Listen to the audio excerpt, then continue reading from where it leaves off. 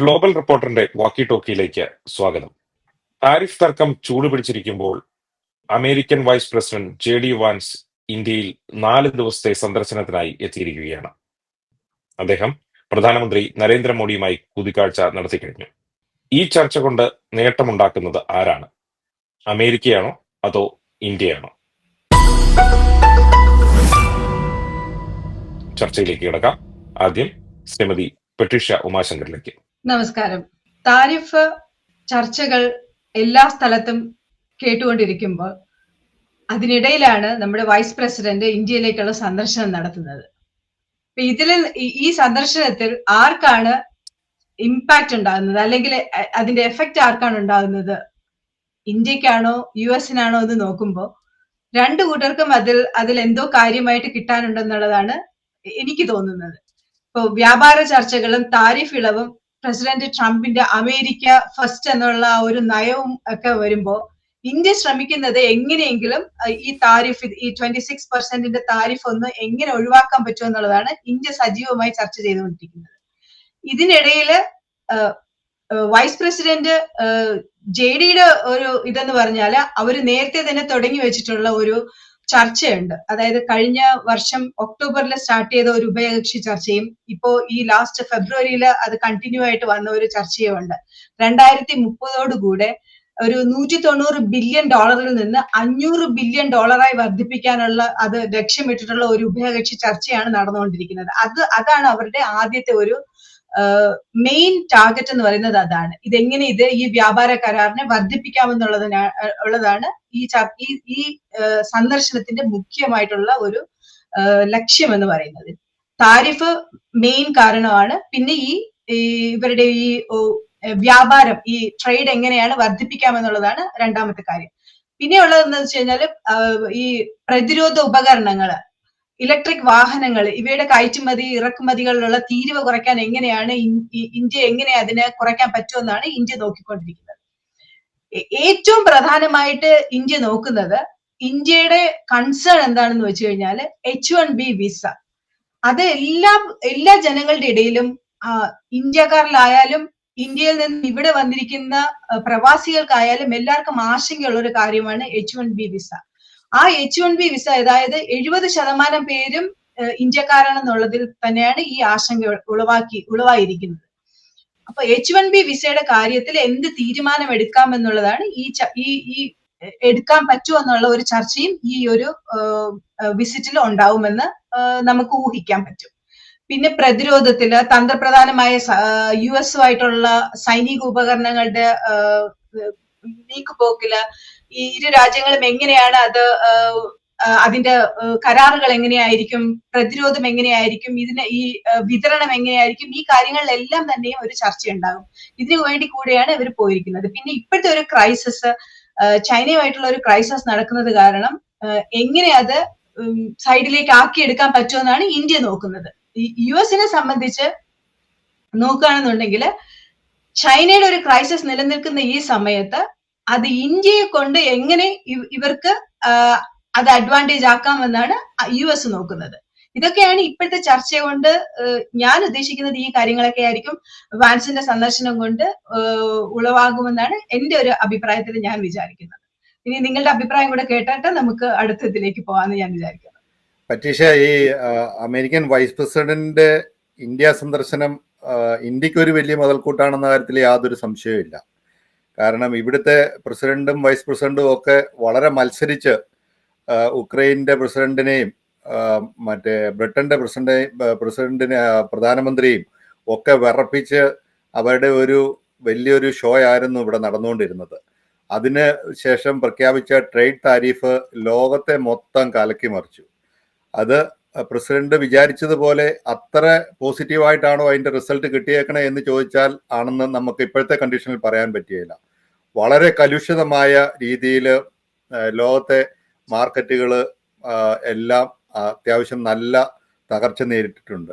കാരണം ചൈന ഒരിക്കലും ഇതുപോലെ വളരെ തിരിച്ചടിക്കുമെന്നും പ്രസിഡന്റ് പ്രതീക്ഷിച്ചിട്ടുണ്ടോ എന്ന് തോന്നുന്നില്ല. പക്ഷെ നല്ല രീതിയിൽ അമേരിക്കയെ ഒരു വലിയ പ്രതിസന്ധിയിൽ എത്തിക്കുന്ന രീതിയിലാണ് ഈ ട്രേഡ് വാർ പോയി നിൽക്കുന്നത്. അപ്പൊ ഇതിന്റെയൊക്കെ ഫലമായിട്ട് ഇങ്ങനെ നിൽക്കുന്ന സമയത്താണ് വൈസ് പ്രസിഡന്റ് വളരെ പെട്ടെന്ന്, ഇത് നേരത്തെ പ്ലാൻ ചെയ്തതാണെങ്കിൽ കൂടിയും, ഇന്ത്യയിലേക്കൊരു വിസിറ്റ് നടത്തുന്നത്. കാരണം ഇന്ന് ലോകത്തിലെ ഏറ്റവും ജനസംഖ്യയുള്ള രാജ്യമാണ് ഇന്ത്യ. അതൊരു വലിയ മാർക്കറ്റാണ്. അത് മുന്നിൽ കണ്ട് ഇന്ത്യക്കും ഈ അവസരം പ്രയോജനപ്പെടുത്തി എടുക്കണം എന്നുള്ള വളരെ അതിയായ താല്പര്യമുണ്ട്. ആ താല്പര്യത്തിന്റെ പുറത്ത് അമേരിക്ക ഇപ്പോൾ ഈ നേരിട്ടിരിക്കുന്ന പ്രതിസന്ധി അത് ട്രംപ് ഭരണകൂടം മറികടക്കും എന്ന് തന്നെയാണ് നമ്മൾ പ്രതീക്ഷിക്കുന്നത്. കാരണം അനവധി പ്രതിസന്ധികൾ, ഇത് ചെറിയ രീതിയിൽ അല്ല ഇതിന്റെ ഈ താരിഫ് പ്രഖ്യാപനവും കൗണ്ടർ പ്രഖ്യാപനവും ഒക്കെ കൊണ്ട് വന്നുപെട്ടിട്ടുള്ളത്. അത് നിസ്സാരമായിട്ട് ഓവർടേക്ക് ചെയ്യാൻ പറ്റുന്നതല്ല. കാരണം മാർക്കറ്റുകളൊക്കെ തിരിച്ചു വരണം, ഇവിടുത്തെ ജനങ്ങളുടെ ഇവിടുത്തെ വിലക്കയറ്റ് തടഞ്ഞു നിർത്തണം, അങ്ങനെയുള്ള അനവധി പ്രശ്നങ്ങൾ ഇതുമായിട്ട് ബന്ധപ്പെട്ട് ഉണ്ട്. അപ്പൊ ഇതെല്ലാം കൂടെ ഏറ്റെടുക്കുന്നതിനിടയ്ക്കാണ് വൈസ് പ്രസിഡന്റ് ഇന്ത്യ സന്ദർശനം. അപ്പൊ ഈ ചൈനയിൽ നിന്നും അമേരിക്കയ്ക്ക് കിട്ടിക്കൊണ്ടിരിക്കുന്ന, അതായത് ഓരോ ദിവസവും അമേരിക്കയിലെ ജനങ്ങളുടെ ജീവിതത്തിന് അനിവാര്യമായ പ്രോഡക്റ്റുകൾ ചൈനയിൽ നിന്നും വരുന്നുണ്ടായിരുന്നു. അതിന് ഈ താരിഫ് നിയന്ത്രണം വന്നതോടുകൂടി, താരിഫ് ഇതുപോലെ വന്നതോടുകൂടി വളരെ, കാരണം ഫ്രീസ് ചെയ്യാത്ത ചൈനയുടെ മാത്രമാണ്, ബാക്കിയെല്ലാം ഫ്രീസ് ചെയ്ത 90 ഡേ ഫ്രീസിൽ നിൽക്കുകയാണല്ലോ. അപ്പൊ അമേരിക്കയിൽ അതൊരു വലിയ വിലക്കയറ്റത്തിന് കാരണമാകുന്നുണ്ട്. അത് പ്രത്യക്ഷത്തിൽ നമുക്കൊന്നും അനുഭവപ്പെട്ട് തുടങ്ങിയിട്ടില്ലെങ്കിൽ കൂടിയും അതിന്റെ അനുരണനങ്ങൾ ഓൾറെഡി മാർക്കറ്റിലൊക്കെ പ്രതിഫലിക്കുന്നുണ്ട്. അപ്പൊ അതുകൊണ്ട് ആ ഒരു അവസരത്തിൽ അതിന്റെ ഒരു ചൈനയ്ക്കും ഇന്ത്യയെ ആവശ്യമുണ്ട്, അമേരിക്കയ്ക്കും ഇന്ത്യയെ ആവശ്യമുണ്ട്. അപ്പൊ ഇന്ത്യയെ കൂടെ നിർത്തേണ്ടത് രണ്ടു കൂട്ടർക്കും ആവശ്യമാണ്. ചൈന ഇതെങ്ങനെ ഓവർകം ചെയ്യാൻ പറ്റുമെന്ന് ചിന്തിച്ച് ലോകം മുഴുവൻ അവരുടെ നെറ്റ്വർക്കിലൂടെ ഈ അമേരിക്കയെ കോമ്പൻസേറ്റ് ചെയ്യാൻ പറ്റുമോ എന്ന് അവര് പരതിക്കൊണ്ടിരിക്കുന്നു. അമേരിക്കയാണെങ്കിൽ ഇന്ത്യയെ കൂടെ നിർത്തിക്കൊണ്ട് ഇതിനെ ഓവർകം ചെയ്യാൻ പറ്റുമോ, ഇത് ഒരു നെഗോഷിയേഷൻ കപ്പാസിറ്റി ഇന്ത്യ ആരുടെ കൂടെ നിൽക്കുന്നോ ആ ഒരു രാജ്യത്തിന് ചൈനയോട് ഒത്തുനിന്ന് കഴിഞ്ഞാൽ അവർക്ക് ഒരു നെഗോഷിയേഷൻ ടാക്ടിക്സിൽ അവർക്ക് ചില മുൻതൂക്കം കിട്ടും. അമേരിക്കയ്ക്ക് ഇത് തന്നെയാണ്.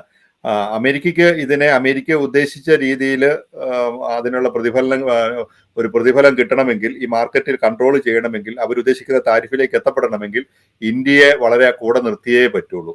അപ്പൊ ഇന്ത്യയുടെ അടുത്ത് മാത്രമാണ് ഒരു പക്ഷേ ഈ മറ്റ് യൂറോപ്യൻ യൂണിയനെ, അമേരിക്കയുടെ സ്വാഭാവിക സഖ്യകക്ഷിയായ യൂറോപ്യൻ യൂണിയനെ പോലും വെറുപ്പിച്ചപ്പോഴും ഇന്ത്യക്ക് നല്ല പണിയൊക്കെ കിട്ടിയിട്ടുണ്ട്. വിസയുടെ കാര്യത്തിൽ, സ്റ്റുഡന്റ് വിസയുടെ കാര്യത്തിൽ നമുക്കറിയാം, ഒരു വിദ്യാർത്ഥി, അത് നമ്മൾ സാധാരണ പോസ്റ്റ് ഗ്രാജുവേഷനോ അണ്ടർ ഗ്രാജുവേഷനോ ഒന്നും അല്ല, ഇന്ത്യൻ വിദ്യാർത്ഥികളും ചൈനീസ് വിദ്യാർത്ഥികളും ഇവൻ സൗത്ത് കൊറിയൻ വിദ്യാർത്ഥികളും ഒന്നും ഇവിടെ വന്ന് പഠിക്കുന്നത് പോസ്റ്റ് ഗ്രാജുവേഷന് മുകളിലേക്കാണ്, അല്ലെങ്കിൽ റിസർച്ച് ലെവലിലാണ്. അപ്പൊ ലക്ഷക്കണക്കിന് കോടിക്കണക്കിന് രൂപ മുടക്കിയിട്ടാണ് ഇന്ത്യയിലെ വളരെ അപ്പർ ലെവലിലുള്ള വിദ്യാർത്ഥികളാണ് ഇവിടെ പഠിക്കുന്നത്. ഇപ്പം വിസ ക്യാൻസൽ ചെയ്തതിൽ പകുതിയും ഇന്ത്യക്കാരാണ് വന്നേക്കുന്നത്. ഇതൊക്കെ ഇതിന്റെ ഒരു നമുക്ക് ബൈ പ്രോഡക്റ്റ് എന്നേ പറയാൻ പറ്റുള്ളൂ. അങ്ങനെ നിരവധി തിരിച്ചടികൾ ഇന്ത്യക്ക് ഏറ്റിട്ടുണ്ട്. ഇനിയും മുന്നോട്ട് ഇന്ത്യക്ക് വളരെ പ്രതിസന്ധികളേക്കാനുള്ള സാധ്യതയുണ്ട്. കാരണം ട്രംപിൽ നിന്ന് ഇതിൽ നിന്ന് പിന്നോട്ട് പോകാനുള്ള സാധ്യത, അദ്ദേഹത്തിന് പിന്നോട്ട് പോകാൻ പറ്റാത്ത രീതിയിലാണ് ഇപ്പം ഇത് തുടങ്ങി വെച്ചേക്കുന്നത്. അപ്പൊ ഈ ട്രംപിന്റെ ഈ പ്രവൃത്തികൾ, ട്രംപ് അഡ്മിനിസ്ട്രേഷന്റെ ഈ പ്രവൃത്തികൾ ഇന്ത്യക്ക് ഗുണകരമായി തീരാനുള്ള സാധ്യത, ഇന്ത്യക്ക് ബാർഗൈനിങ് കപ്പാസിറ്റി നല്ല രീതിയിൽ നെഗോഷിയേറ്റ് ചെയ്താൽ ഇന്ത്യക്ക് പ്രയോജനം കിട്ടുന്ന രീതിയിലേക്കൊക്കെ ഈ ട്രേഡ് വാറിനെ മാറ്റിയെടുക്കാനുള്ള ശ്രമം ഇന്ത്യയുടെ നേതൃത്വത്തിന്റെ ഭാഗത്തു നിന്ന് ഉണ്ടാകുന്നുണ്ട്. അത് വളരെ പോസിറ്റീവായ കാര്യം. അപ്പൊ ഇതെങ്ങനെയാണ് നമ്മളെ അഫക്റ്റ് ചെയ്യുന്നത് എന്നുള്ളതിനൊക്കെ കുറച്ചുകൂടെ ആധികാരികമായിട്ട് ഷാജന് പറയാൻ പറ്റുമായിരിക്കും. കാരണം പക്ഷേ എന്ത് വന്നാലും അദ്ദേഹത്തിന്റെ ഈ ഇന്ത്യയിലേക്കുള്ള ഈ വിസിറ്റ്, ഇത്ര പെട്ടെന്നുള്ള വിസിറ്റ് നമ്മൾക്ക് രണ്ട് രാജ്യങ്ങൾക്കും വളരെ പ്രയോജനകരമാണ്.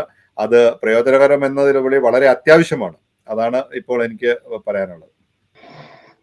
ഇന്ത്യയെ സംബന്ധിച്ചിടത്തോളം US ഇന്ത്യയുടെ ഒരു സ്ട്രോങ് അലയാണ്. അപ്പം അതിനകത്തിൽ എന്തായാലും ആ ഒരു സിറ്റുവേഷൻ എന്തായാലും മാറാൻ പറ്റത്തില്ല. സോ പ്രസിഡന്റ് ട്രംപ് ഈ താരിഫ് ഇമ്പോസ് ചെയ്തപ്പോൾ friends and FOSS equally imposed. ഈ സുഹൃത്തുക്കൾക്കും പിന്നെ ശത്രുക്കൾക്കും എല്ലാം പുള്ളി അടിച്ചു കൊടുത്തു. അപ്പൊ ആ കൂട്ടത്തിൽ ഇന്ത്യക്കും അടിച്ചു കൊടുത്തു. അപ്പം ഡെഫിനറ്റ്ലി ഈ സുഹൃത്ത് രാജ്യങ്ങൾ അല്ലെങ്കിൽ പാർട്ട്ണർ നേഷൻസുമായിട്ടുള്ള നെഗോസിയേഷൻസ് കുറച്ചുകൂടെ സ്മൂത്ത് ആയിരിക്കും. ഇപ്പൊ ഇന്ത്യയുമായിട്ടുള്ള നെഗോസിയേഷൻ ചൈനയുമായിട്ടുള്ള നെഗോസിയേഷൻ പോലെ അല്ല. Definitely there will be difference. അപ്പോ ഒരു സിഗ്നിഫിക്കന്റ് ആയിട്ടുള്ള പ്രോഗ്രസ് എന്തായാലും ഈ ട്രേഡ് നെഗോസിയേഷൻസിനകത്തില് ഈ 4 ദിവസങ്ങളിൽ നടന്നേ പറ്റത്തുള്ളൂ. പ്രത്യേകിച്ച് ഈ 90 ഡേയ്സ് തീരാൻ പോകുന്ന എന്നാണ്, ജൂലൈയിലാണ്. ജൂലൈക്ക് മുന്നേ ആ ഒരു ഡീലിലേക്ക് എത്തണം, അറ്റ്ലീസ്റ്റ് ബൈ ഫോൾ. നമ്മുടെ ഇവിടുത്തെ ഫോൾ എന്ന് പറയുന്നത് ഓഗസ്റ്റ് സെപ്റ്റംബർ അല്ലെ? ആ സമയത്തിനുള്ളിലെങ്കിലും ഈ ഒരു ബയലാറ്ററൽ ട്രേഡ് നെഗോസിയേഷൻ ഡീൽ എത്തിയില്ലെങ്കിൽ വലിയ ബുദ്ധിമുട്ടിലേക്ക് പോകും. അതുകൊണ്ടാണ് ഇപ്പൊ ഇന്ത്യ ഓൾറെഡി പല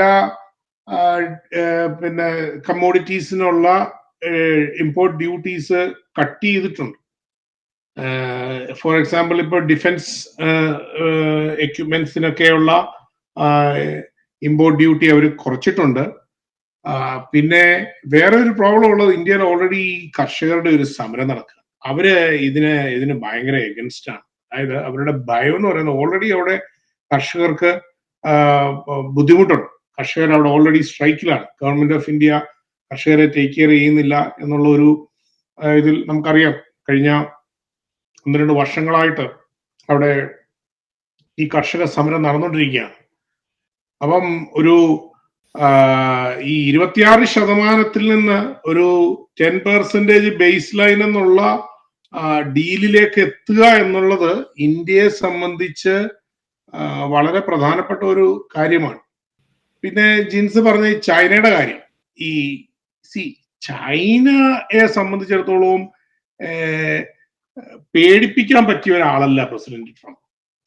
if it was somebody else, നമുക്കറിയാം, നമുക്ക് അതിന്റെ ബുദ്ധിമുട്ടുകളൊക്കെ ഉണ്ട്. ഇപ്പൊ യുഎസിന് അതിൻ്റെതായിട്ടുള്ള ബുദ്ധിമുട്ടുകൾ ഇല്ലാന്നൊന്നും പറയാനും മാത്രം നമ്മൾ മണ്ടന്മാരൊന്നും അല്ലല്ലോ. പക്ഷെങ്കിൽ ചൈന പേടിപ്പിച്ചു കഴിഞ്ഞു കഴിഞ്ഞാൽ ഈ നമ്മുടെ മറ്റ് മാധ്യമങ്ങളെ, ട്രംപ് വിരോധികളായ ആഗോള മാധ്യമങ്ങൾ എഴുതുന്നത് പോലെ ചൈന അങ്ങോട്ട് പിന്നെ 200% അടിച്ചു, അപ്പോഴത്തേക്ക് ട്രംപ് പേടിച്ചു. അതുകൊണ്ടൊന്നുമല്ല. ട്രംപ് ഇന്നിപ്പം വൈറ്റ് ഹൗസില് വോൾമാർട്ടിന്റെ സിഇഒ, ഹോം ഡിപ്പോയുടെ സിഇഒ, ടാർഗറ്റിന്റെ സിഇഒ, അവരുമെല്ലാമായിട്ട് ട്രംപ് ഒരു മീറ്റിംഗിലാണ്. അവരുമായിട്ട് മീറ്റ് ചെയ്തിട്ട് എങ്ങനെയാണ് ഈ താരിഫ് നമ്മുടെ എക്കോണമിയെ ബാധിക്കുന്നത്, എങ്ങനെയാണ് ഇവരുടെ ബിസിനസിനെ ബാധിക്കുന്നത്, അതിനെക്കുറിച്ചുള്ള ഒരു ഡിസ്കഷൻ പുള്ളിക്കാരൻ ഇനിഷ്യേറ്റ് ചെയ്യുകയാണ്. അപ്പൊ ചോദിക്കുക, എന്തിന് ധൃതി വെച്ച് ഈ താരിഫ് ഇമ്പോസ് ചെയ്തു? നമ്മൾക്ക് ഒരു നെഗോസിയേഷൻ നടക്കണമെങ്കിൽ, നമ്മൾക്ക് ഒരു കാര്യത്തിന് ഒരു മുൻപോട്ടൊരു നീക്കുപോക്ക് ഉണ്ടാകണമെന്നുണ്ടെങ്കിൽ ഒരു ട്രിഗർ പോയിന്റ് ആവശ്യമാണ്. അല്ലാതെ ഇതിങ്ങനെ എത്ര നാൾ ഇങ്ങനെ ഡിസ്കസ് ചെയ്തുകൊണ്ട് പോകാൻ പറ്റും? നമ്മൾ കുറെ നാളായിട്ട് പുള്ളി ഇത് ഡിസ്കസ് ചെയ്ത് അടുത്ത 4 വർഷം ഡിസ്കസ് ചെയ്ത് മുൻപോട്ട് കൊണ്ടുപോകാൻ പറ്റില്ല. സോ ആ ഒരു ട്രിഗർ പോയിന്റിൽ ഇമ്പോസ് ചെയ്തു. അപ്പോൾ പലരും കൺസേൺഡ് ആയി. അപ്പോൾ നെഗോസിയേഷൻസ് വന്നു. സോ ഇവിടുത്തെ മേജർ കോർപ്പറേഷൻസിന്റെ സിഇഒസ് ആർ ടേക്കിംഗ് ഇനിഷ്യേറ്റീവ്സ്. പലര് ചൈനയിൽ നിന്ന് സാധനങ്ങൾ മാനുഫാക്ചറിങ് യുഎസിലേക്ക് മാറ്റാൻ വില്ലിങ് ആവുന്നു.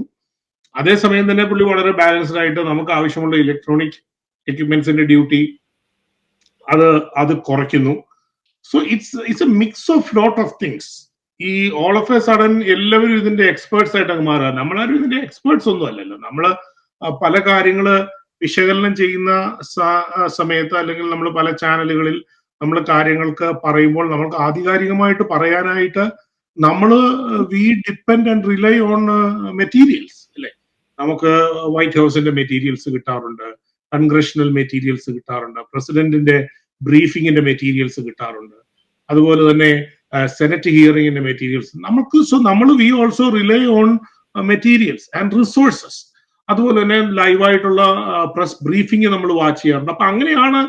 അപ്പം പക്ഷേ ചിലരുടെ ഓരോ ഇതിനെക്കുറിച്ചുള്ള അപ്ഡേറ്റ്സ് കാണുമ്പോൾ ഇവരെല്ലാം ഇതിനകത്തിൽ എക്സ്പേർട്സ് ആണ്. കോവിഡ് സമയത്ത് കുറച്ച് കോവിഡ് എക്സ്പേർട്സ് ഉണ്ടായി, ഇലക്ഷൻ സമയത്ത് കുറച്ച് ഇലക്ഷൻ എക്സ്പേർട്സ് ആയി.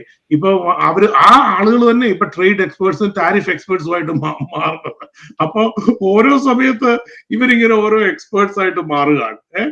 സോ അതിനകത്തിൽ ഒരു വിശ്വാസ്യതയില്ല, ആളുകൾക്കൊക്കെ അതിനകത്തുള്ള വിശ്വാസ്യത ഷാജ, ഇപ്പൊ ഷാജൻ പറഞ്ഞ ഒരു പോയിന്റ് ഉണ്ടല്ലോ. അപ്പം പ്രസിഡന്റ് ഇപ്പോൾ ഹോം ഡിപ്പോയുടെ സിഇഒമാര്, എല്ലാ പ്രധാനപ്പെട്ട കമ്പനികളുടെ സിഇഒമാരുമായിട്ട് ഒരു ചർച്ച നടത്തുന്നു എന്നുള്ള ആ ഒരു ആസ്പെക്റ്റിൽ നമുക്ക് ഇതിനെ കണ്ടു. അത് വളരെ ലേറ്റ് ആയി പോയില്ലേ. ഇപ്പൊ പ്രസിഡന്റിന്റെ ഒരു എടുത്തുചാട്ടം എന്നുള്ളത് നമ്മൾ ഇതിന്റെ അകത്തൊരു കാണാതിരിക്കാൻ പറ്റുകയില്ല. കാരണം വളരെ പെട്ടെന്ന് നെഗോഷിയേഷൻ ടാക്ടീസ് ആണെന്നൊക്കെ പറഞ്ഞു കഴിഞ്ഞാൽ തന്നെയും ഈ ചർച്ചകളൊക്കെ നടക്കേണ്ടത് ഈ ഒരു താരിഫ് ഇമ്പോസ് ചെയ്യുന്നതിന് മുമ്പ് തന്നെയല്ലായിരുന്നു. അപ്പം നമുക്കിത് ഇന്ത്യക്ക് എങ്ങനെ ഗുണകരമായി മാറും എന്നുള്ള ഒരു പോയിന്റിൽ നമ്മൾ ഇതിനെക്കുറിച്ച് ചർച്ച ചെയ്യുമ്പോൾ, ഇപ്പം നമ്മളിപ്പോ ഒരു ഇവിടെ ഒരു ഹോസ്പിറ്റലിൽ പോയി കഴിഞ്ഞാൽ നമുക്ക് ഡോക്ടർ ഒരു 5-6 മരുന്ന് എഴുതി കഴിഞ്ഞാൽ അതിന്റെ അകത്ത് പകുതിയോളം മരുന്നുകൾ ഡോക്ടർ റെഡ്ഡീസിന്റെയോ അല്ലെങ്കിൽ ഇന്ത്യൻ കമ്പനികളൊക്കെ ചെയ്യുന്നതാണ്. കാരണം ആ മെഡിക്കൽ ഈ മരുന്നുകളുടെയൊക്കെ ഉൽപാദനത്തിൽ ഇന്ത്യൻ കമ്പനികൾ വളരെ മുന്നിട്ട് നിൽക്കുന്നുണ്ട്. ഫാർമ കമ്പനികളുടെ പ്രോഡക്റ്റ് അതൊക്കെ പെട്ടെന്ന് നമുക്ക് ക്ഷാമം മാറാനോ മറ്റുള്ള പോലെ റീഇൻസെറ്റ് ചെയ്യാനുള്ള ഒരു പ്രൊഡക്ഷൻ നമുക്ക് ഒരിടത്തുനിന്ന് മാറ്റാനോ ഒന്നും പറ്റുന്ന ഒരു കാര്യമല്ല. അപ്പൊ അതുകൊണ്ട് ഇന്ത്യനെ അമേരിക്ക നല്ല രീതിയിൽ ഡിപ്പെൻഡ് ചെയ്യുന്നുണ്ടായിരിക്കും. പക്ഷെ ട്രംപിന്റെ ഈ ഒരു വളരെ ധൃതി പിടിച്ചുള്ള ഒരു തീരുമാനത്തിന്റെ അകത്ത് സംഭവിച്ച കാര്യങ്ങൾ എന്ന് വെച്ച് കഴിഞ്ഞാൽ എല്ലാവരെയും വെറുപ്പിച്ചുകൊണ്ട്, കാരണം ഈ നെഗോഷിയേഷൻ എല്ലാവരും കൂടെ തയ്യാറാകും എന്നുള്ള പറഞ്ഞത് നമ്മൾ ആദ്യകാലങ്ങളിൽ ഇതിനെക്കുറിച്ചൊക്കെ ഡിസ്കസ് ചെയ്തപ്പോൾ ഒരു കാര്യമാണ്. ഇപ്പം ഒരു രാജ്യത്തെയും ഒഴിവാക്കാതെ ഈ താരിഫുകൾ പ്രഖ്യാപിക്കുകയും ഒരു മിനിമം ലെവൽ ഇതൊക്കെ പ്രഖ്യാപിച്ചിരുന്നെങ്കിൽ അതൊരു ഇൻകമായിട്ട് ഈ രാജ്യത്തിന് മുതൽക്കൂട്ടാവുന്നതിന് പകരം അതായത് പ്രാക്ടിക്കൽ അല്ലാത്ത രീതിയിലുള്ള ഒരു പെർസെൻറ്റേജ് ഓഫ് താരിഫ് ഹൈക്ക് ചെയ്യുകയൊക്കെ ചെയ്തു കഴിഞ്ഞപ്പോൾ ഇപ്പൊ നിലവിലെ താരിഫും പോയി, ഒരു ഇൻകം വരുന്നുമില്ല, മാർക്കറ്റ് സ്ട്രഗിൾ ചെയ്യുന്നു, പ്രൊഡക്ഷൻ നിൽക്കുന്നു, എക്സ്പോർട്ട് നടക്കുന്നില്ല, ഇമ്പോർട്ട് നടക്കുന്നില്ല. ഇത് ഇപ്പൊ പറഞ്ഞപ്പോ ഒരു ഉദാഹരണം പറയുക, ആമസോണിന്റെ സിഇഒ പ്രസിഡന്റിനെ കണ്ടപ്പോൾ 70% ആമസോണിന്റെ പ്രോഡക്റ്റുകൾ ചൈനീസ് മേക്ക് എന്ന് പറയപ്പെടുന്നു. 70%.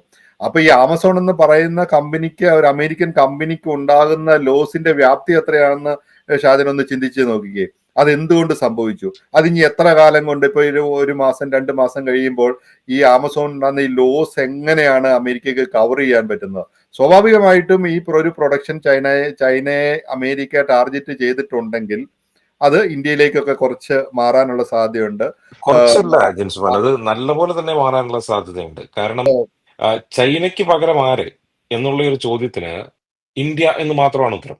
ഈ തവണയല്ല, അത് കഴിഞ്ഞ തവണത്തെ ട്രംപ് സർക്കാരിന്റെ കാലത്ത് നോക്കിക്കഴിഞ്ഞാൽ നമുക്ക് മനസ്സിലാവുന്ന ഒരു കാര്യമാണ്. അതായത് ഇന്ത്യ എന്ന് പറയുന്ന രാജ്യത്തെ ഒരു വലിയ മാർക്കറ്റായിട്ട് തന്നെയാണ് അമേരിക്ക കാണുന്നത്. അതുപോലെ തന്നെ അമേരിക്ക കഴിഞ്ഞാൽ മറ്റ് രാജ്യങ്ങളോടൊന്നും വലിയൊരു പ്രശ്നങ്ങളൊന്നും ഇല്ലാതെ, അതായത് ഒരു സൗഹൃദ മനോഭാവത്തിൽ കടന്നു പോകുന്ന ഒരു രാജ്യം എന്നുള്ള രീതിയിലാണ്, ഒരു സമാധാനം കാക്ഷിക്കുന്ന രാജ്യം എന്ന രീതിയിൽ തന്നെയാണ് മറ്റു ലോകരാജ്യങ്ങളും ഇന്ത്യയെ കാണുന്നത്. അപ്പോ ചൈനയ്ക്ക് പകരം ആ ഏഷ്യൻ രാജ്യങ്ങളുടെ കൂട്ടത്തിൽ തല ഉയർത്തി നിൽക്കാൻ അല്ലെങ്കിൽ കൂട്ടുപിടിക്കാൻ പറ്റിയ രാജ്യം ഏത് എന്നുള്ള ചോദ്യത്തിന് ഇപ്പൊ എന്താണെന്ന് പറഞ്ഞാലും രാഷ്ട്രീയ അസ്ഥിരതയുള്ള മറ്റേ പാകിസ്ഥാൻ പോലെയുള്ള രാജ്യങ്ങളെയോ അല്ലെങ്കിൽ അഫ്ഗാനിസ്ഥാൻ പോലെയുള്ള രാജ്യങ്ങളെയോ ശ്രീലങ്ക പോലെയുള്ള രാജ്യങ്ങളെയോ ഒക്കെ മാറ്റി നിർത്തി കഴിഞ്ഞാൽ ഇന്ത്യയാണ് കൂട്ടുപിടിക്കാൻ പറ്റിയ ഏറ്റവും വലിയ രാജ്യം. അപ്പോൾ അതിന് താരിഫിൽ ചിലപ്പോൾ ഇളവ് വരുത്തി കൊടുക്കും, ചിലപ്പോൾ ഈ ചൈനയിൽ നിന്നുള്ള പ്രൊഡക്ഷൻ കംപ്ലീറ്റ്ലി, അതായത് ഇപ്പം ആപ്പിൾ പോലുള്ള കമ്പനികൾ ഓൾറെഡി മാറിക്കഴിഞ്ഞു. അപ്പോൾ അതിന് വേണ്ട ആനുകൂല്യങ്ങൾ ചെയ്തു കൊടുക്കാനും ഒക്കെ ട്രംപ് സർക്കാരും തയ്യാറാവും. കാരണം ഇന്ത്യയെ മാറ്റി നിർത്തിക്കൊണ്ട് ഇനി ഒരു ഡെവലപ്മെന്റ്, ചൈനയും പണക്കി ഇന്ത്യയും പണക്കി എങ്ങോട്ടാണ് ഇവർ പോകാൻ പറ്റുന്നത്? ലോകത്തിലെ ഏറ്റവും ജനസംഖ്യയുള്ള 2 രാജ്യങ്ങളാണ്. എന്തായാലും ചൈനീസ് മാർക്കറ്റ് കൊണ്ട് അമേരിക്കയ്ക്ക് പ്രത്യേകിച്ച് ഗുണമൊന്നും ഉണ്ടാവില്ല. പക്ഷെ ഇന്ത്യൻ മാർക്കറ്റ് കൊണ്ട് ഡെഫിനറ്റ്ലി അമേരിക്കയ്ക്ക് ഗുണം ഉണ്ടാവുക മാത്രമേ ഉള്ളൂ. അത് പറയുമ്പോൾ തന്നെ ഒരു കാര്യമുള്ളത് എന്താന്ന് വെച്ച് കഴിഞ്ഞാൽ, ഇതിന്റെ ട്രേഡിന്റെ ഒരു ഡിഫറൻസ് എന്ന് പറയുന്നത് ഇന്ത്യയിലേക്കുള്ള ഇറക്കുമതി കുറവാണ്. അത് കഴിഞ്ഞ വർഷം 7% ഇടിവ് പിന്നെയും ഉണ്ടായിട്ടുണ്ട്. ആ ഒരു ഡെഫിസിറ്റ് അവിടെയാണ് ഒരു $41 ബില്യൺ ആ ഒരു ഗ്യാപ്പ് എങ്ങനെ ഫില്ല് ചെയ്യും? അതിന് കൂടുതൽ ഇറക്കുമതി ഇന്ത്യയിലുണ്ടാണ്. അപ്പൊ ഏത് മേഖലകളിലുള്ള ഇറക്കുമതി വന്നു കഴിഞ്ഞാലാണ് ഇന്ത്യക്ക് ഗുണമാകുന്നത്? ഒന്ന് സ്വർണം, ഓട്ടോമൊബൈൽസ്, അല്ലെങ്കിൽ അങ്ങനെയുള്ള സാധനങ്ങളെ കേന്ദ്രീകരിച്ച് അത് അതായത് ഇമ്പോർട്ട് ഇന്ത്യ കൂട്ടും. അതുപോലെ തന്നെ ചില സാധനങ്ങളുടെ താരിഫ് എടുത്തു കളയുന്നതിനെ കുറിച്ചുള്ള ചർച്ചകളുണ്ട്. അതായത് എക്സ്പോർട്ട് ചെയ്യുന്ന ചില സാധനങ്ങളുടെ നികുതി എടുത്തു കളയുന്ന രീതിയിലുള്ള ചില ഉദാഹരണത്തിന് ഏറ്റവും കൂടുതൽ വസ്ത്രം, അങ്ങനെയുള്ള ചില ഓട്ടോമൊബൈൽ കമ്പോണൻസിന്റെ കാര്യത്തിൽ, ഇങ്ങനെയുള്ള ചില കാര്യങ്ങളിൽ ഇന്ത്യയും ഇളവ് വരുത്തും. അപ്പോൾ ഇത് തമ്മിലുള്ള ഒരു ട്രേഡ്, ഒരു ബാലൻസ് ഉണ്ടാവും.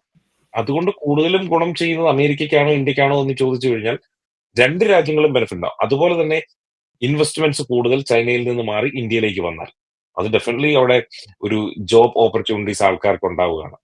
ഈ ആമസോണിന്റെ ഇത്രയും വലിയ ജിൻസ്മാൻ പറഞ്ഞതുപോലെ ആമസോണിന്റെ ഏറ്റവും വലിയ ഒരു പ്രൊഡക്ഷൻ നടന്നിരുന്നത് ചൈനയിലാണെങ്കിൽ അത് മാറി ഇന്ത്യയിലേക്ക് വരില്ല എന്ന് നമുക്ക് പറയാൻ പറ്റില്ല.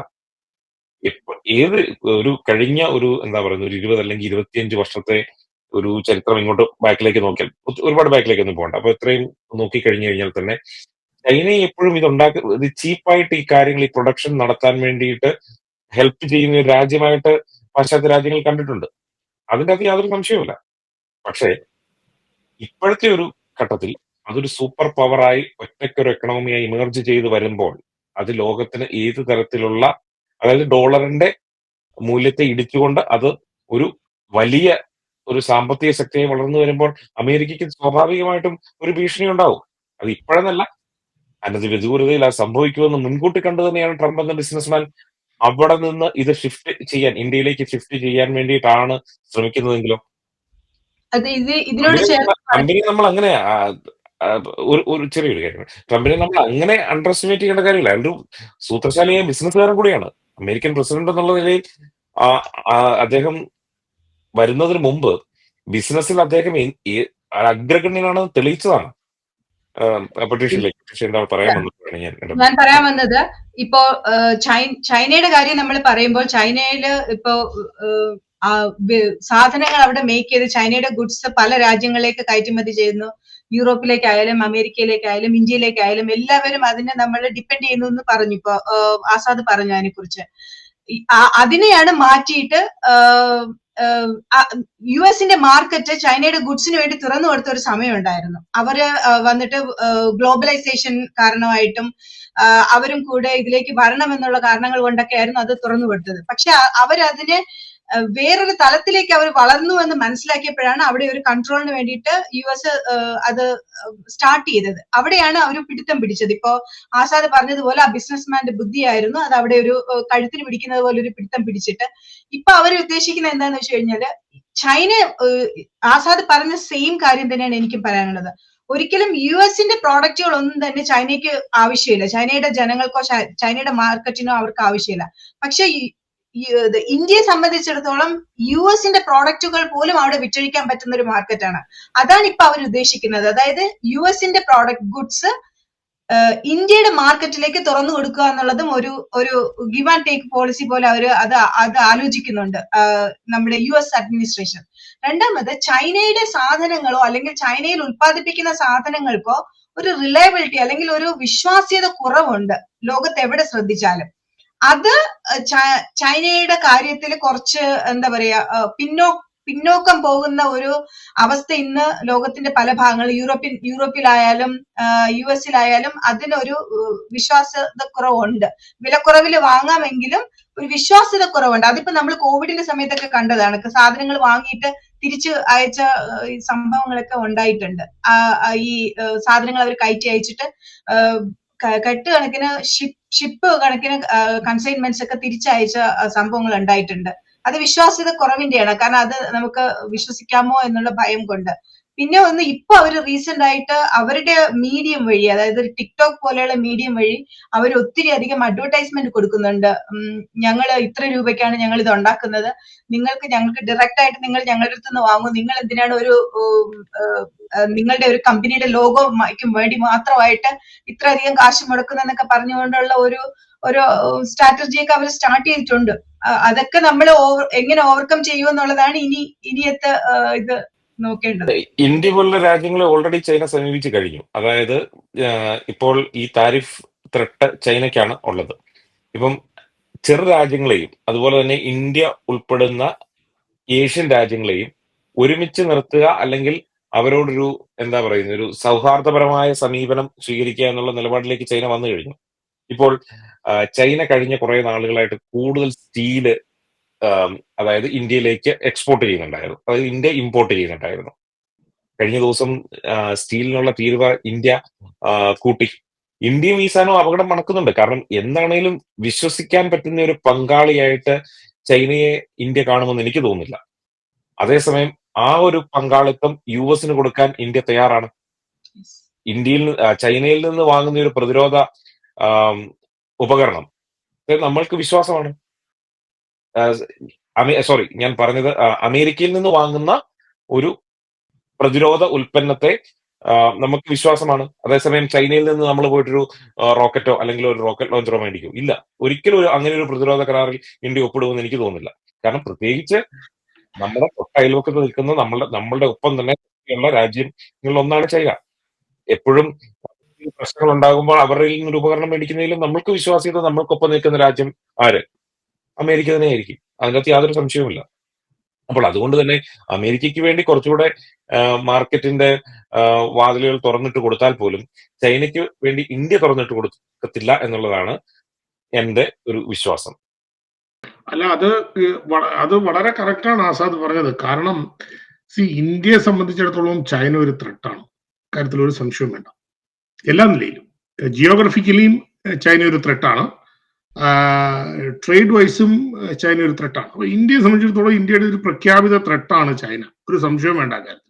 അതുകൊണ്ടാണല്ലോ അവര് ശ്രീലങ്കയിൽ വന്ന് ശ്രീലങ്കയുടെ ഈ കടത്തിൽ കയറി നിന്ന ശ്രീലങ്കയെ അത് ചൂഷണം ചെയ്ത്, ബിക്കോസ് ചൈനയുടെ ടാർഗറ്റ് ഇന്ത്യയാണ്. ആ സൗത്ത് ഏഷ്യൻ സ്ഫിയറിൽ ഇന്ത്യ ഈസ് ചൈനാസ് എനിമി, ഒരു സംശയം വേണ്ട. അല്ലെങ്കിൽ ചൈനയുടെ കോമ്പറ്റീറ്റർ ഇന്ത്യയാണ്.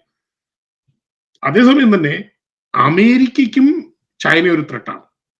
അമേരിക്കയും ചൈനയെ ഒരു ത്രെട്ടായിട്ട് തന്നെയാണ് കാണുന്നത്. അപ്പോൾ ഈ രണ്ട് രാജ്യങ്ങൾ തമ്മിലുള്ള ഒരു ബന്ധം, പിന്നെ അതിനകത്തിലൊരു ഫ്രണ്ട്ഷിപ്പ് ഫാക്ടർ വർക്ക് ചെയ്യുന്നുണ്ട്. അത് നമുക്ക് നിഷേധിക്കാൻ പറ്റില്ല. എന്തൊക്കെയാന്ന് പറഞ്ഞു കഴിഞ്ഞാൽ നരേന്ദ്രമോദി ട്രംപ് ഫ്രണ്ട്ഷിപ്പ് ഫാക്ടർ ഭയങ്കര അതിനകത്തിൽ വലിയൊരു ഘടകമാണ്.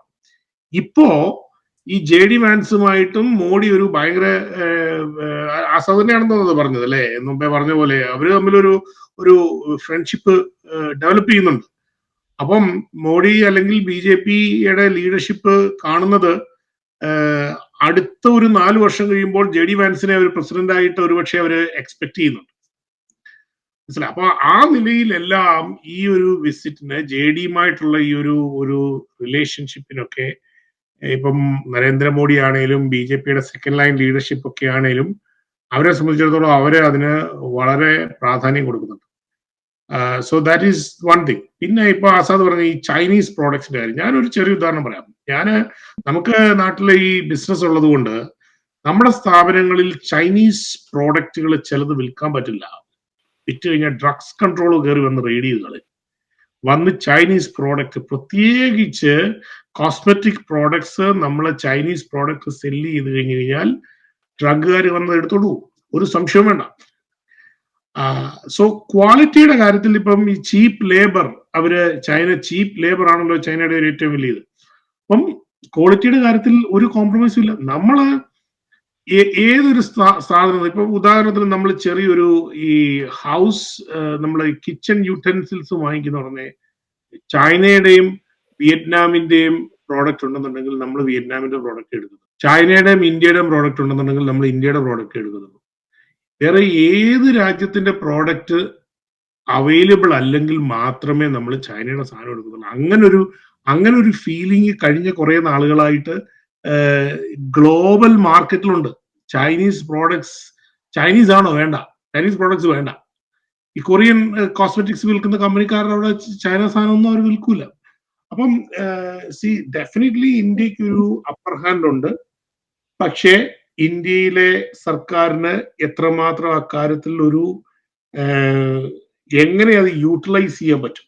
ഇപ്പോഴും അവിടെ ഈ ജാതി മതമൊക്കെ പറഞ്ഞ് ഈ ഡെവലപ്മെന്റ്സിനെ കുറിച്ചൊന്നും ഇപ്പോഴും അതിനെക്കുറിച്ച് of course there are some elements of it. ഇപ്പോഴും ജാതിയും മതവും ഒക്കെയാണ് വലിയ കാര്യം. പക്ഷെ ചൈന നോക്കൂ, ചൈനയെ സംബന്ധിച്ചിടത്തോളം കമ്മ്യൂണിസ്റ്റ് രാജ്യമാണ്. കമ്മ്യൂണിസ്റ്റ് രാജ്യത്തിൽ അവരൊരു കമ്മ്യൂണിസ്റ്റ് ക്യാപിറ്റലിസം കൊണ്ടുവന്ന് അവരതൊക്കെ ബിൽഡ് ചെയ്യുക. നമ്മളെ ഇന്ത്യ പോലുള്ള ഒരു രാജ്യത്ത് സർക്കാരിന്റെ നിയന്ത്രണത്തിലാണ്. ചൈനീസ് എക്കോണമി എന്ന് പറയുന്നത് സോഷ്യലിസ്റ്റ് കമ്മ്യൂണിസ്റ്റ് എക്കോണമി ഒന്നുമല്ല, പ്യുവർ ക്യാപിറ്റലിസ്റ്റ് എക്കോണമിയാണ്. ഗവൺമെന്റ് കൺട്രോൾഡ് ക്യാപിറ്റലിസ്റ്റ് എക്കോണമിയാണ് ചൈന. ഈ നാട്ടിൽ ഇരുന്ന് ഈ വർത്തമാനം പറയുന്ന അന്തം കമ്മികൾക്കൊന്നും ഇതൊന്നും മനസ്സിലാവില്ല. ഞാൻ sorry to use that word, ഇവർക്കൊന്നും ഒരു ബോധമില്ല. ചൈന ഇപ്പോഴും കമ്മ്യൂണിസ്റ്റ് രാജ്യം, ശരിയാ, കമ്മ്യൂണിസ്റ്റ് രാജ്യമാണ്, പക്ഷെ എന്നുണ്ടെങ്കിൽ it's A government controlled capitalist market. എന്നിട്ട് നാട്ടിലിരുന്നുകൊണ്ട് നമ്മുടെ കക്ഷികളൊക്കെ അമേരിക്കയുടെ സാമ്രാജ്യത്വ ബൂർഷാ സംസ്കാരത്തിനെതിരെ എന്നൊക്കെ പറഞ്ഞ് അങ്ങ് വാഹാതോരാതെ പ്രസംഗിക്കുക. അതർ സൈഡ് ചൈനയിലോട്ടൊക്കെ അവിടെ ചെന്നേച്ച് അവിടെ സോഷ്യലിസം കമ്മ്യൂണിസത്തിലൊക്കെ പറഞ്ഞിട്ടുണ്ടെങ്കിൽ ഞാൻ ബിസിനസ്സിന് അതിലെ അവരെ അടിച്ച് പുറത്താക്കും. This is irony. ഇതൊരു ഭയങ്കര, നമ്മൾക്കിത് നമ്മുടെ ആളുകൾക്കൊന്നും ഇത് മനസ്സിലാകത്തില്ലയോ എന്നാ. അമേരിക്ക മുഴുവൻ ബൂർഷാത്വ, ചൈനയിലേത് സോഷ്യലിസമാണ്. ഇതാണ്, ദാറ്റ് ഈസ് ദ പ്രോബ്ലം. അപ്പോ തീർച്ചയായിട്ടും ഞാൻ ആസാദ് പറഞ്ഞത് 100% യോജിക്കുകയാണ്. പക്ഷെ ഒറ്റ കാര്യമുള്ളൂ, ഗവൺമെന്റ്, ഇന്ത്യൻ സർക്കാർ അത് യൂട്ടിലൈസ് ചെയ്യാനായിട്ടുള്ള ഒരു, എന്ത് വാക്കാ പറയണ്ടേ, അതിനുള്ള ഒരു ഒഡാസിറ്റി അവർക്കുണ്ടാകും അല്ലെ? ഷാദിനി പറഞ്ഞത് ഇത് നമ്മള് ഇത് കൃത്യമായിട്ടും ഇന്ത്യക്ക് ഇത് പ്രയോജനപ്പെടും എന്നുള്ള കാര്യത്തിൽ യാതൊരു സംശയവുമില്ല, ഈ ട്രേഡ് താരിഫ്. പക്ഷെ അതിന്റെ ഒരു വലിയ പ്രശ്നം, ഇത് അമേരിക്കയെ സംബന്ധിച്ച് ഇതിനോട് വളരെ ഇമ്മീഡിയറ്റ് ആയിട്ടൊരു ആക്ഷൻ വേണം. കാരണം ഇത് ഒരു വർഷങ്ങളോളം എടുത്ത് ഇത് പരിഹരിക്കാൻ പറ്റുന്ന ഒരു വിഷയമല്ല ഇപ്പം ട്രംപ് തുടങ്ങി വെച്ചേക്കണം. ഈ അഡ്മിനിസ്ട്രേഷൻ ഒരു കാര്യമുണ്ട്. അല്ലല്ല, ഞാൻ പറയാം, അതെന്തറിയോ, അത് ഞാൻ മുമ്പേ ഓർത്ത് ഞാനൊരു കാര്യം പറയട്ടെ. ഇപ്പൊ നിങ്ങൾ നോക്കിയേ, നമ്മള് അമേരിക്കയുടെ ദൈനംദിന കാര്യങ്ങളിൽ അമേരിക്ക ഡിപ്പെൻഡ് ചെയ്യുന്ന 2 നെയ്ബറിംഗ് കൺട്രീസ് ആണല്ലോ മെക്സിക്കോയും കാനഡയും. അക്കാര്യത്തിൽ ഒരു തീരുമാനമാകും. കാരണം അവർക്ക് ആകാതെ പോകാൻ പറ്റില്ല. അത് ഡെഫിനറ്റ്ലി അതുകൊണ്ടാണല്ലോ ഇപ്പൊ മെക്സിക്കോയുടെ പ്രസിഡന്റിനെ കുറിച്ച് കഴിഞ്ഞ ആഴ്ചയില് അത് സ്വാഭാവികമായിട്ട് ഇപ്പൊ ചൈനയെ ആയിട്ട് പോലും ട്രംപ് ഒരു നെഗോഷിയേഷൻ നടത്തുകയും അതിനൊരു പരിഹാരം ഉണ്ടാക്കുകയും ചെയ്യും. അതിനകത്തൊന്നും യാതൊരു സംശയമില്ല.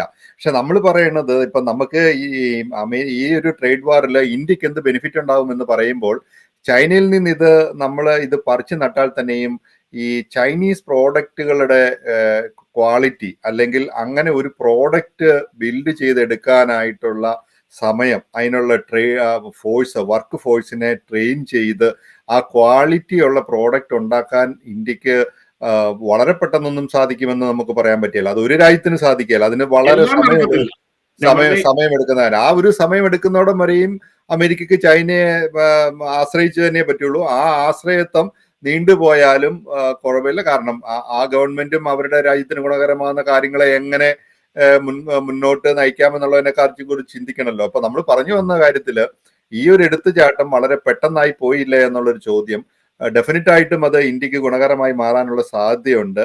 അതിനുള്ള ഇൻഫ്രാസ്ട്രക്ചറും അതിനുള്ള വർക്ക് ഫോഴ്സിനെയും ട്രെയിൻ ചെയ്തെടുക്കാനുള്ള ഒരു സാഹചര്യം ഈ ബിസിനസ്സുകളെ നമ്മുടെ നാട്ടിലേക്ക് പറിച്ചു നട്ട് ഇന്ത്യക്കും ഗുണകരമായി മാറാനുള്ള സാധ്യത ഉണ്ട്. അതിന് വളരെ ശക്തമായ ഒരു രാഷ്ട്രീയ നേതൃത്വത്തിന്റെ തീരുമാനങ്ങളും ഇതിന്റെ വിജയത്തിന് വളരെ അത്യന്താപേക്ഷിതമാണ്. അതാണ് ഇപ്പം നടക്കാൻ പോകുന്ന കാര്യം. അമേരിക്കൻ വൈസ് പ്രസിഡന്റിന്റെ ഈ വിസിറ്റ് അമേരിക്കയ്ക്കും ഇന്ത്യക്കും ഗുണകരമായി മാറട്ടെ എന്ന് നമുക്ക് പ്രതീക്ഷിക്കാം.